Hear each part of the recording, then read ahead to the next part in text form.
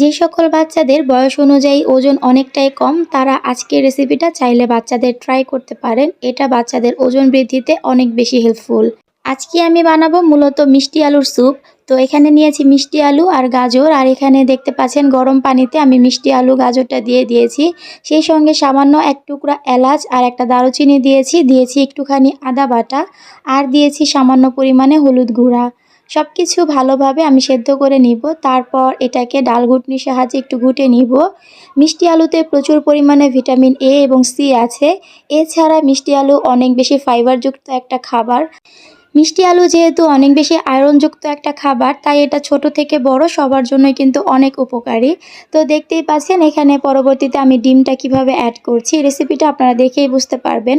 এখানে কিন্তু আমি 1 চিমটির মতো গোলমরিচের গুঁড়া অ্যাড করেছিলাম। আর এই খাবারটা আপনারা 6 মাসের পর থেকে বাচ্চাদেরকে ইজিলি খাওয়াতে পারবেন। এটা অনেক বেশি পুষ্টিকর একটা খাবার, সেই সাথে অনেক বেশি মজাদারও হয়। চাইলে আপনারা ওই পর্যায়ে বাচ্চাকে দিতে পারেন। তবে আমি এটা স্বাদ বাড়ানোর জন্য এখানে তেলের মধ্যে একটু পেঁয়াজ লাল করে একটা বাগারের মতো করে দিলাম। এভাবে করে দিলে আমার বাচ্চা খেতে বেশি পছন্দ করে। আমি এখানে খাবার তেল ব্যবহার করেছি, আপনারা চাইলে এখানে ঘি অথবা বাটার ইউজ করতে পারেন। এছাড়া অলিভ অয়েলও দিতে পারেন।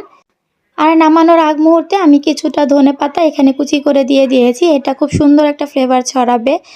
এই খাবারটা বাচ্চাদের ওজন বৃদ্ধিতে যেমন সহায়তা করবে, ঠিক তেমনিভাবে কিন্তু বাচ্চাদের ব্রেন ডেভেলপমেন্টেও অনেক বেশি হেল্প করবে। আপনারা চাইলে ইজিলি বাচ্চাকে এই খাবারটা দিয়ে ট্রাই করতে পারেন। আশা করি আপনাদের বাচ্চারা অনেক বেশি পছন্দ করবে।